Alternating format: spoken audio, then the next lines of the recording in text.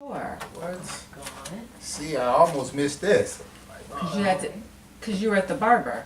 No, not at the barber. Not I at heard the you talking about barber. Right? I had to see the barber this morning, but Yes, then I yes. had to drop some He's- other stuff off. So. Right. Yes. You got me. I was at I the got barber. you. You're at the barber. I knew the cameras was coming. So. Yeah. Exactly. Yeah, I was like, look he's at the that. barber. We're looking at it's already there. That's a great. That's a good shot. That is a good shot. I feel That's me? great. So whenever Okay, you're ready, ready? we're already rolling. Okay. Cool. Okay. Don't try to get fancy and get sitting up straight and then Right, like he's like, right. so yes, let's go. All right. Okay. So tell me your name and the name of your company. My name is James Mabry. The name of my company is Your All Day Everyday Janitorial. We perform janitorial, construction, cleaning, and hauling.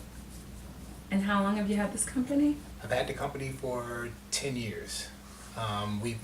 We started off retail and then we moved over to commercial cleaning strictly. We don't do no more residential cleaning.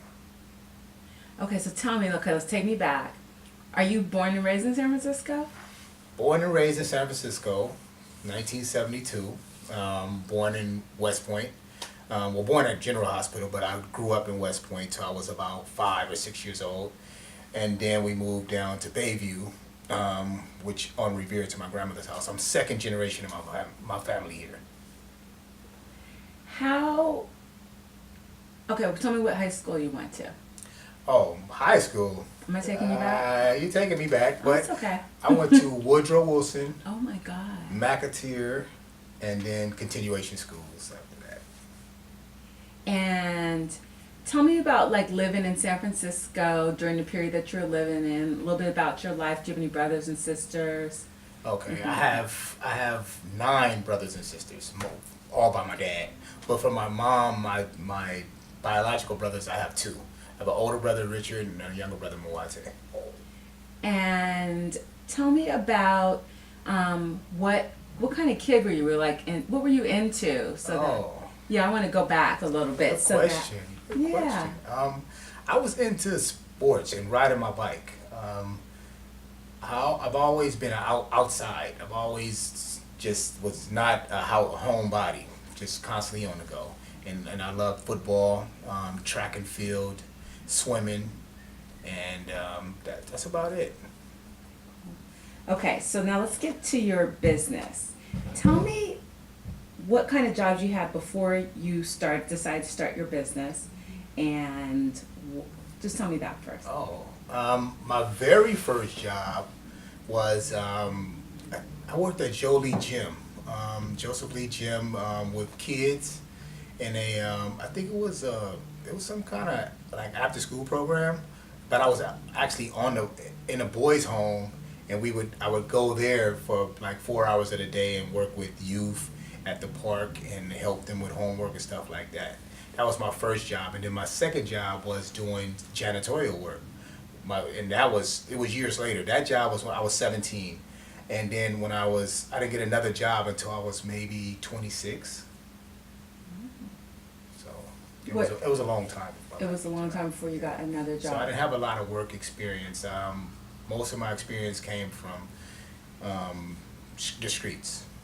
Learning how to hustle. I was an entertainer. I used to dance at Pier 39 for the tourists when they came. Me and my friends. My dad bought me a radio for Christmas, and we would record the song from a record, actual vinyl record, and me and my friends made up dance moves and put them together. It was me, Popeye, Nene, and Shaheem. And we would go to Pier 39 every Saturday and make about $100, and we would split it. I think we got 25 a piece. But I would get more because I had a radio, and I had to buy batteries and stuff like that. That was cool. Now, what did that teach you about running your own business? It taught me a lot, actually. Remember to say. Oh, that experience taught me. Just say dancing at Pier 39 was my first business. Oh yeah. I mean, Okay. As far as entrepreneurship, dancing at Pier 39 was actually my first business. It showed me how to make some money and separate it righteously amongst each other, you know, and give a fair share, and then regroup. And we had to go buy uniforms too, so we put away money to go get these uniforms. So the entrepreneurial skills was they were just there. It just became something that I had inherited just as a kid. So tell me about this business that you started and how you got to make it a real business, not just the idea, but that you really have a real business, and how that whole thing started for you. This business started around. I'm gonna stop you. I started. I started your all day, everyday janitorial. Or my business, yeah. My business. I started your all day, everyday janitorial. My business about 25 years ago, actually. I used to hang out on a corner, me and my friends, and I had spoke with some other people, and they had gave me some ideas like, hey man, do you know you can go down to City Hall, you can start a business for like $35? And I was like, start a business? It's like, you can go actually get a business license for $35. I was like, you kidding me? So then one night, I had friends too that had janitorial services, and they were going. So some older guys that I knew, they started janitorial services, and a couple of them did really well. They got in trouble and they went out of business. So from that, I kind of learned the mistakes not to make. So I've learned off of other people. So when he told me I can go to City Hall and just start a business, I was telling my friends, I was excited, like, man, you know, we can start businesses. And they were like, man, you can't just start no business. I said, man, we live in America, man. A dream was built with $1 and an idea, right? You could be a millionaire. And then my friends was like, man, whatever, you crazy. We ain't stopping, you know. So I just kept it going. I went and started the business. About a month later, I wrote everything down one night. And when I woke up in the morning, I took that business little rough draft and went down to City Hall, and sure enough, I opened up a business. And I've been having a business for 25 years, but I've actually only been in business for like 10 now. I used to just pay the taxes every year just to keep it open. I was still doing construction. So I started off as a construction worker at maybe 25, I think I started with construction. Wow. And then I just kept going. Then once I opened this business, I just, I put everything into it. I stopped doing construction. I said I'm gonna strictly work for myself, and I just put all my blood, sweat, and tears, just hustle. And I wanted to show my friends in the neighborhood that we could be businessmen, that we were great businessmen. We just were in the wrong business for too long. So I took the idea and the concept of how we used to do things and just put it into this, and now I'm selling cleaning. And it works. And you started purely janitorial, and now you've expanded to other parts.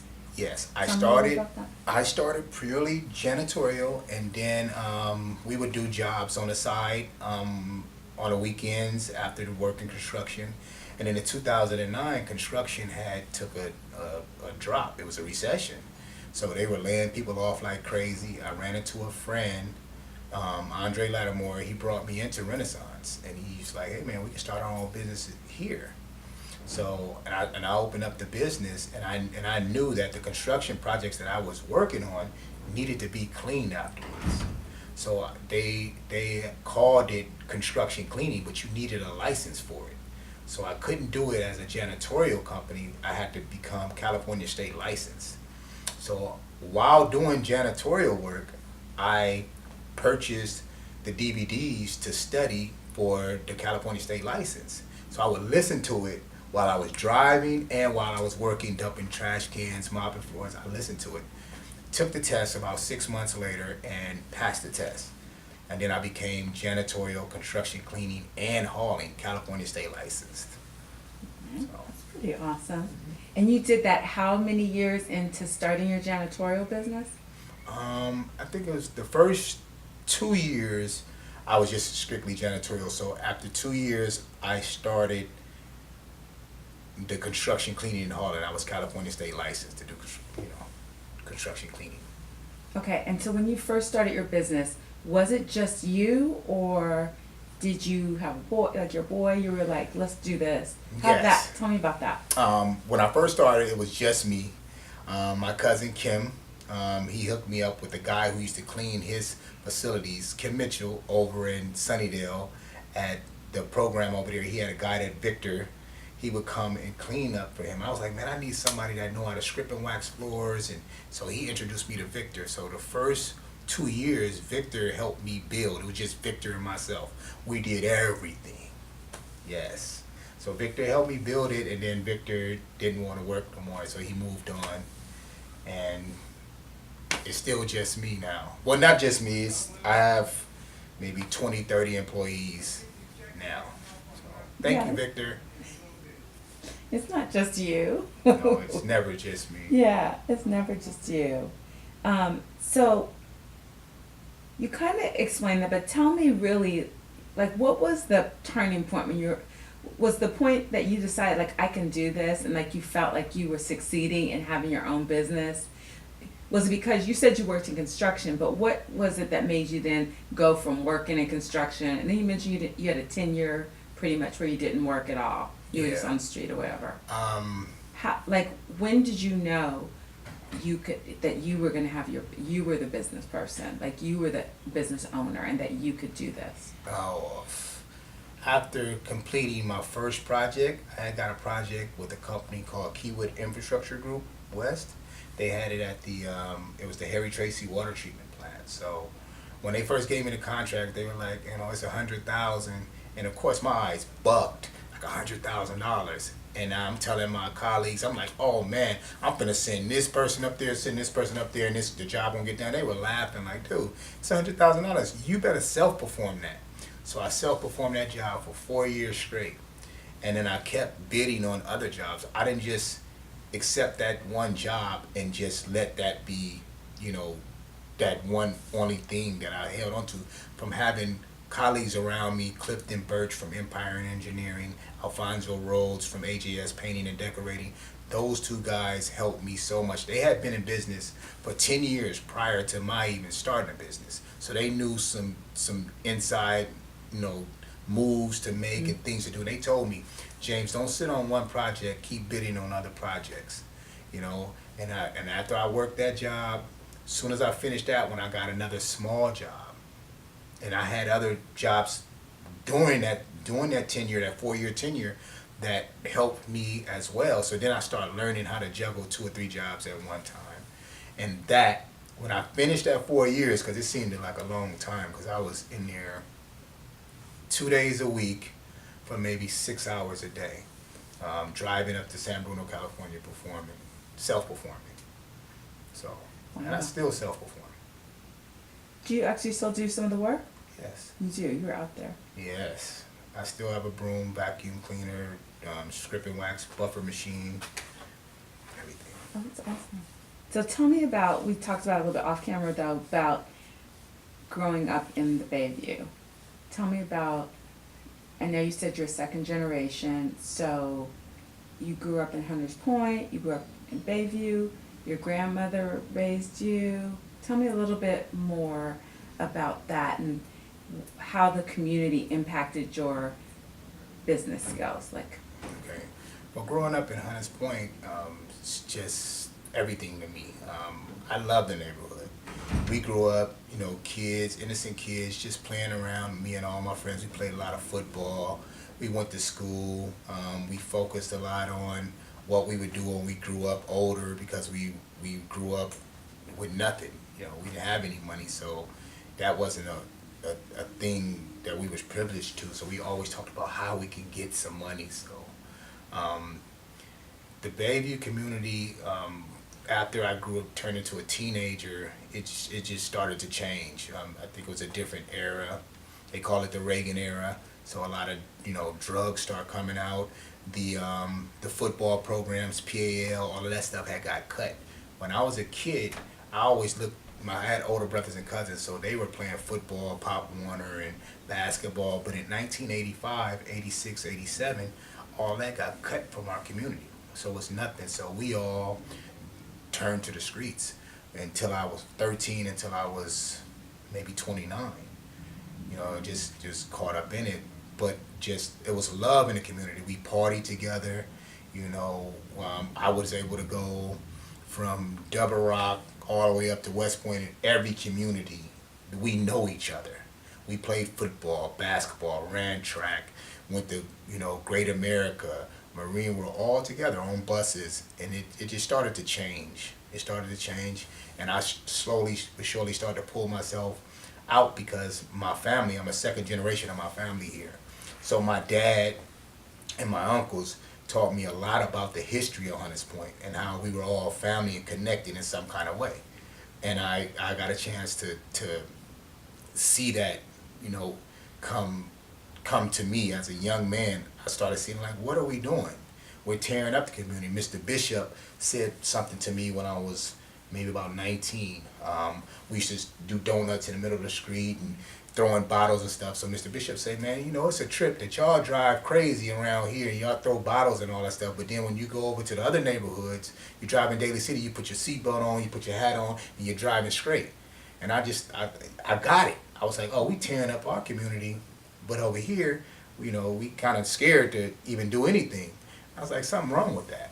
And I wanted to do something about it. So I began at that time to self-educate. I bought books and learn different things. I talked to different older people that gave me knowledge and wisdom that they had and shared it with me. Like I mentioned, a guy telling me I can go start the business. So things like that, from my family being a second generation and in this community being a family, people knew me and would be like, that's Richard Mabry's son. That's Gene Mabry nephew. So the community, the village, I was a part of the village. And I really felt that as a little boy, because people would see me that I didn't even know. Be like, you Richard Mabry's son. I'd be like, dang, everybody know me. So I just loved Hunters Point and when I grew up, I wanted to change. At least be a part of the change, because I was already a part of everything else that was going on in the community. I had no direction. I was a wild teenager, so as I began to grow up into my own man, I started making my own decisions, and I was like, I'm going to start a business. And janitorial is one of the easiest business you can start. All you need is a mop, a broom, a vacuum cleaner, a squeegee, and just the heart and will to get up every morning and go do a job. And if you do quality work, you'll be invited back. So that's what I did. I just put everything that I had in me into it, and now it's grown to this. And now I'm trying to learn the business part of it, the back end, the dotting the I's, the crossing the T's, pushing the paperwork, and being able to go to the next level. What do you think it's going to take for you to get the business skills? How are you trying to learn those business skills? I'm taking classes. Renaissance has consultants to help us. So any help that I need, I can ask them. They'll give me help if I need any programs, any software. They'll help me. A consultant I may need for accounting. I'm hiring hired my family, which are some of my family members, which are college graduates, so they come and help me with all of the paperwork and stuff like that. So I'm hiring smarter people than myself. That's the way to do it. Tell me about, we're sitting in Renaissance. Tell me a little bit about how you found, I know you said your boy said something about Renaissance, but did you even know what it was, and what did it, I don't want to go into the whole thing about it, but how did you find Renaissance, and what does it mean to you in having this business? How's it helped you? Renaissance has been definitely a God find for me. A God sent to the community. They no longer offer the grants like they used to. Most people are like, oh, you at Renaissance, they gave you a grant. I'm like, no, they didn't give me a grant. That's gone. But I actually ran into Renaissance 20 years ago, before I even started the janitorial service. But when I first came in, from being a part of that village, somebody turned me on, I forgot who it was, and told me that Renaissance was down here. I walked into the building, and I wanted to start a music career at that time. So I wanted to build a studio. And I sort of got away from that for 10, 15 years, but when 2009, Mr. Lattimore brought me back and showed me, I'm like, hey, I've been here before. So then 3 years into Renaissance, to me starting the janitorial service, Yamilet Gonzalez said, hey, James, you've been here before. And I was like, I know I've been here. She said, but the first time you were here, you were trying to start a music career. So that's how I found Renaissance. And what has Renaissance Do you have your office here? I just need you to. Yes, my office is in Renaissance. I started with just a